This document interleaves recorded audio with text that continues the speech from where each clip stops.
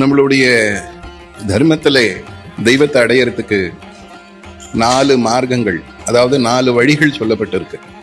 அதுல ஞான மார்க்கம், அடுத்து கர்ம மார்க்கம், யோக மார்க்கம், பக்தி மார்க்கம். இந்த ஞான மார்க்கம் என்றது என்ன அப்படின்னா ஞானத்தை வளர்த்துக்கிறது. நமக்குள்ள தெய்வம் எங்க இருக்கு, ஆத்மா தான் தெய்வம் என்றதை உணர்ந்து அந்த தெய்வத்தினுடைய அருளை அடையறதுக்காக எடுக்கிற முயற்சி ஞான மார்க்கம். கர்ம மார்க்கம் நல்ல காரியங்களை மட்டுமே செய்யறது, புண்ணியங்களை தரக்கூடிய காரியங்களை மட்டுமே செஞ்சு அதனால் புண்ணியங்களை உருவாக்கி அந்த புண்ணியத்தால் தெய்வத்தினுடைய அருளை அடையிறது. பக்தி மார்க்கம் அம்பாள் மேலே அன்புன்ற பக்தியை செலுத்தி அதன் மூலமா அம்மாவனுடைய அருளை அடையிறது. இன்னொரு மார்க்கம் யோக மார்க்கம்.